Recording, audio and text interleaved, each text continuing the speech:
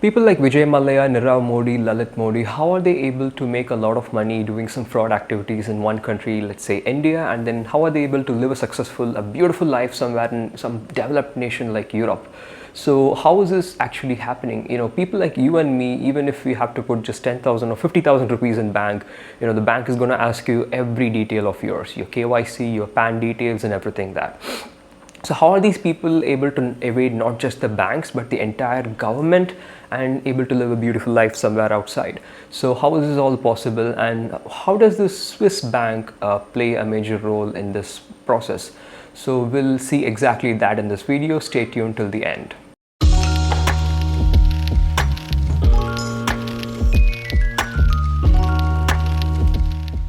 Alright, before we get started, we need to know what money laundering is. Laundering, the terminology means cleaning it up or washing it up. So in terms of money, it means making your black money into white.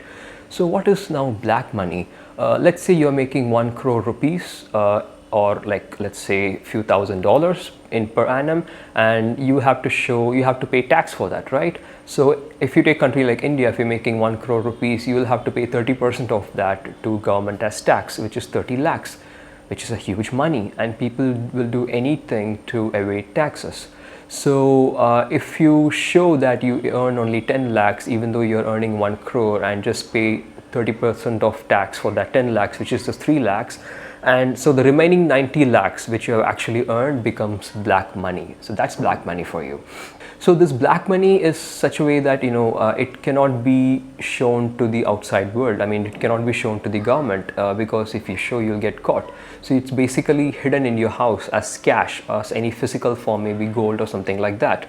So how do you convert this to white? So this is where the process of money laundering actually comes into play. So this has 3 steps. The first one is placement, second one is layering, and the third one is integration. We'll see all of them one by one. So in order to make the story a bit more interesting, we'll build a profile. So let's say you're a criminal. You are doing some illegal business, maybe weapons business, maybe drug selling, cocaine, things like that. So you have some illegal business going on from which you're able to make a ton of money. Now you want to make this black money white. So what do these people do? They set up a fake business which is generally cash based, which is exposed to the outside world. This could be a grocery shop, as small as a grocery shop, all the way to till some very expensive hi-fi lifestyle luxury showrooms.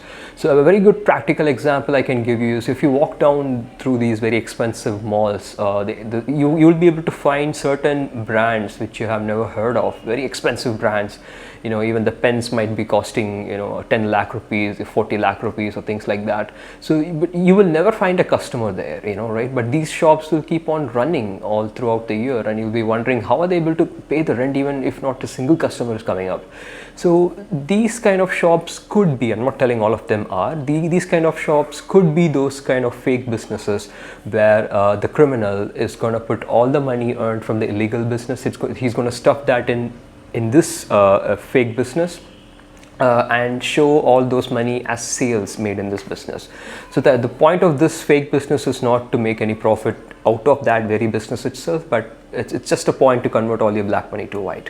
So this is called placement. And remember, this is the only place out of these 3 steps which I told you that government can catch you and freeze all your assets. If your money goes beyond this, it's not possible. It's almost impossible for the government to trace you and track the money.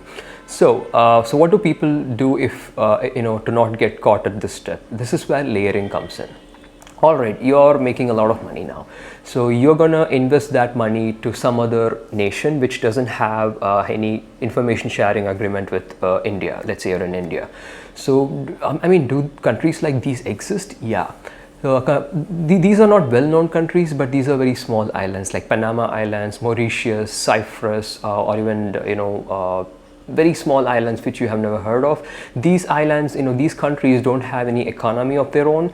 They don't have any infrastructure. They don't have any import-export. They don't have any agriculture. They don't produce or do anything productive.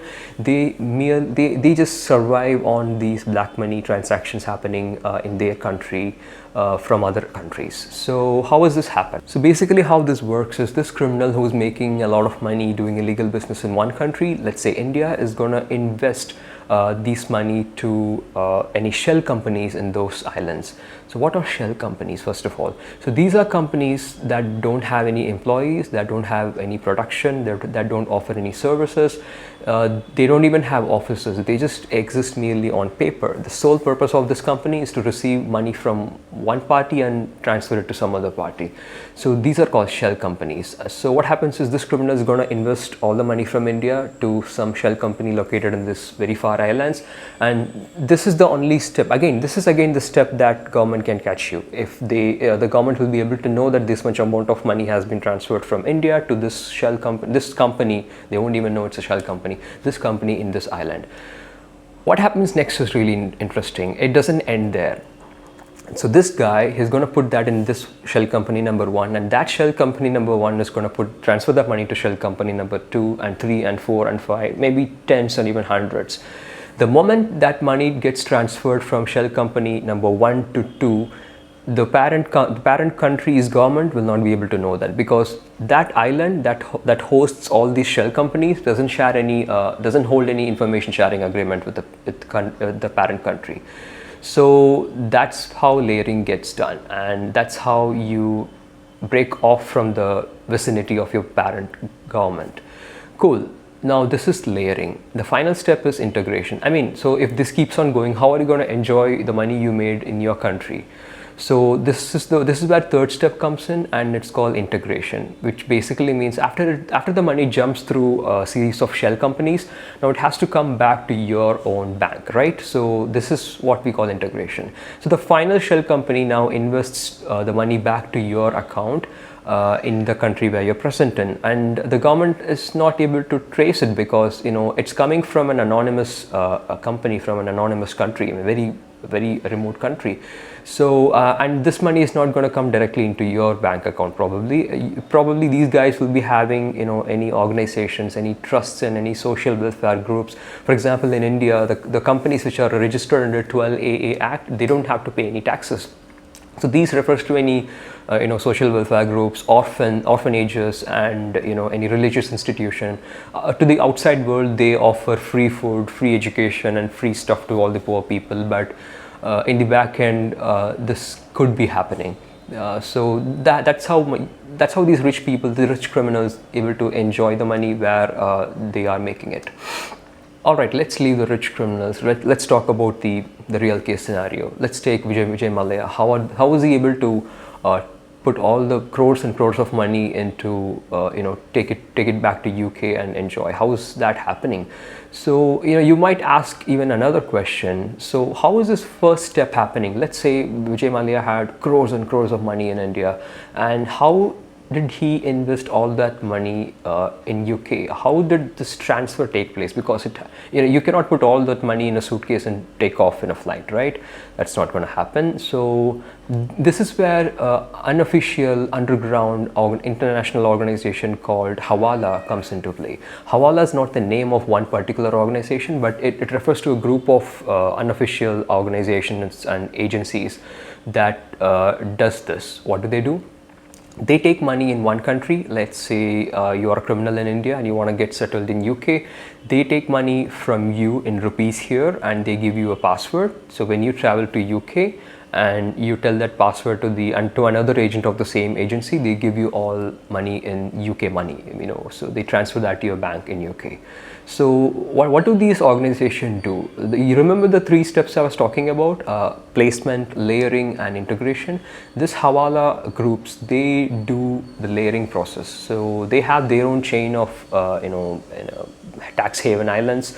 They have their own chain of shell companies through which money just jumps from one to other, maybe a chain of 100 or even thousands. Only they know about it. So as a criminal, you just give the money. They take a very nominal charge. You get the password. You travel to the country you want, and then you tell the password to another agent over there, and you get all the money as white directly in your bank account. And you go purchase some bungalows, some Rolls Royce, some Lamborghinis. Live a beautiful life out there. And this is how thing happens. So that's how money laundering takes place, the placement, layering and integration. Now let's talk about something even more interesting. We all would have heard about the Swiss bank. Why is it so popular and why do people want to keep money in Swiss bank first of all? So I told you this layering and integration, right? After this money jumping from one shell company to the other and finally it gets integrated back to your own home country. So in case if you don't want to be in your home country, if you don't want your money to be in your home country, if you feel that the government is a bit more very looking at you in a very fishy manner and it's going to trace you back or it's going to track you of how much money you have, if you fear like that, what these criminals do is they just, after the shelling happens, after the layering process happens, they just deposit the money in Swiss bank. So the money under the criminal's name in India would have been deposited from some other unknown remote islands shell company to the Swiss bank. So why Swiss bank? Because the Swiss economy is relatively stable, the Swiss money is relatively stable. There's not much of too much inflation or deflation. So the money is pretty much safe. And another top-notch quality of Swiss bank is that their secrecy is on another level. The Swiss bank will never reveal at any cost the details about the customer or how much money they have and how much they have transacted or things like that. For example, recently India was putting a lot of pressure on Switzerland, on Swiss bank to reveal the amount of black money kept in it which are from India, but the bank didn't give a thing. They just gave one thing.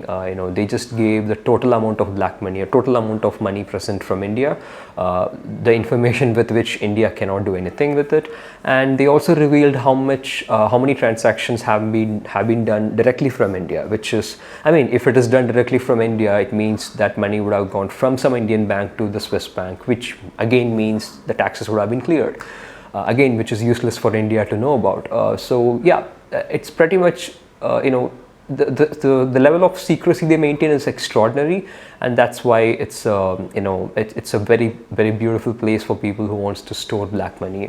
It's a very beautiful place for criminals to safeguard their money.